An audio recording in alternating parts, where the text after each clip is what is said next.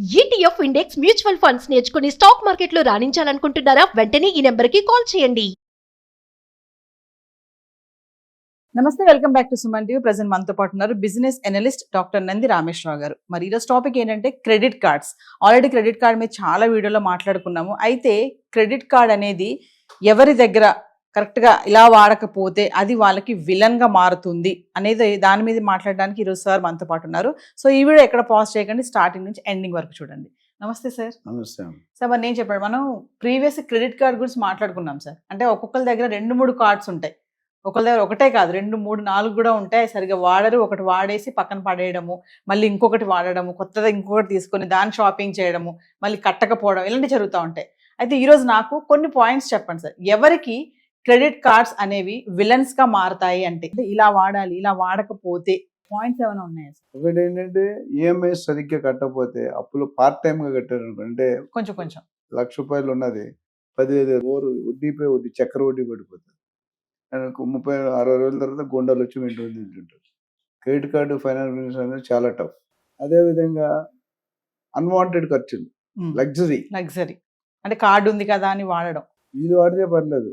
నేను జనరల్ వీడియోలో ఎక్కడో చెప్పాను, సెల్ ఫోన్ నుంచి వైఫ్ అంటే land line, cell phone girl friend. అది వైఫ్ పడితే తక్కువ స్వాపింగ్ ఉంటుంది, కానీ గర్ల్ ఫ్రెండ్ చేసి స్వాపింగ్ పండగ. అలాంటి విషయంలో అండర్ డౌన్ అయిపోతాడు, ఎక్కడికో వెళ్ళిపోతాడు. అట్లా నెక్స్ట్ చాలా హెడ్డింగ్స్ ఉన్నాయి. ఇన్కమ్ అస్థిరంగా ఉన్న వాళ్ళు, అస్థిరం అంటే ఇన్స్టెబిలిటీ, ఎస్పెషల్లీ రియల్ ఎస్టేట్లో ఇన్స్టెబిలిటీ ఎక్కువ ఉంటుంది. కానీ ఎవరైతే మీరు చూసుకుంటారో, ఒకప్పుడు రియల్ ఎస్టేట్లో తాగేవాళ్ళు, తినేవాళ్ళు, కొద్దిగా ఇల్లీగల్ యాక్టివిటీ ఎక్కువ ఉండేది. రాను ట్రెండ్ పడిపోతుంది. There also becoming professionals. ఇంకా కొంతమంది సార్ మన దగ్గర కార్డు ఉంది కదా అనేసి అవసరం ఉన్నా అవసరం లేకపోయినా షాపింగ్ చేసేయడం, తర్వాత కట్టుకోవచ్చు కదా, ఇప్పుడు క్యాష్ అవసరం లేదు కానీ ఆలోచనతో కూడా కొంతమంది వాడుతూ ఉంటారు. నీకు ఎగ్జాంపుల్ చెప్తానమ్మా. నేను నా లైఫ్ టైంలో, అంటే ప్రజలు నమ్మకపోవచ్చు, బట్ వాస్తవం, మా వైఫ్ ఇక్కడ ఎందుకు అడగండి, ఇంతవరకు నేను క్రెడిట్ కార్డు వాడలేదు. ప్రపంచం మొత్తం తిరిగాను. మీరు చాలా వీడియోలో ఈ మాట చెప్పారు. ఎందుకంటే క్రెడిట్ కార్డ్ అనేది ఒక వ్యసనం. తాగుడు ఎలాగో వ్యసనం, ప్యాకెట్ ఎలాగో వ్యసనం, అది ఇంక మిగతా ఇల్లీగల్ యాక్టివిటీ, ఇది కూడా ఒక వ్యసనం.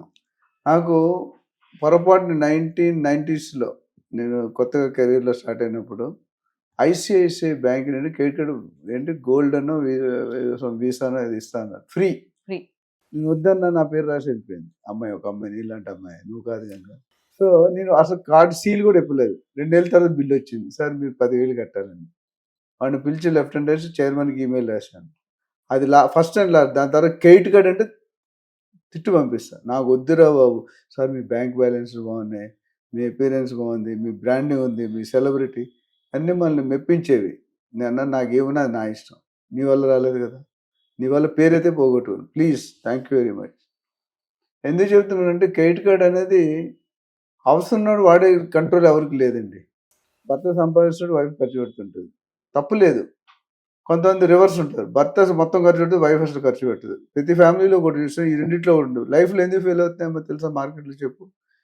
మన పెళ్ళప్పుడు, అంటే మన చిన్నప్పుడు మనం పెళ్లి చేసుకుంటే, అరే ఈ అమ్మాయి మెడలో తాళి కట్టాలంటే కట్టేవాళ్ళం. అది 30-40 సంవత్సరాలు బేఫిగర్. ఇప్పుడు మొత్తం 6 నెలల్లో డాటింగ్ చేటింగ్ డైవర్స్ వరకు 6 నెలలు. ఎందుకంటే husband is not able to manage wife and mother.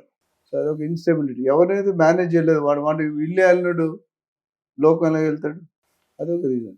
అట్లా చాలా రీజన్ ఉన్నాయి. ఇప్పుడు హై కమిట్మెంట్స్, అంటే ఉన్నది కదా, అప్పిస్తున్నాడు కదా అనుకునేసి, నీ శాలరీ 50,000, ఈ ఈఎంఐ ఖర్చు 1 lakh, ఎలా తీస్తుందో చెప్పు.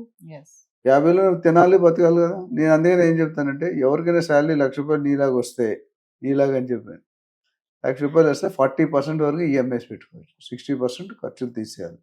ఎవరైతే 80% ఈఎంఐ, నాకు మా ఓన్ కరెన్సీస్ ఫ్యామిలీ ఉంది, వచ్చిన శాలరీలు అన్నీ కూడా పిఎఫ్లు, ఈఎస్ఐలు అన్నీ వేసేసుకున్నారు.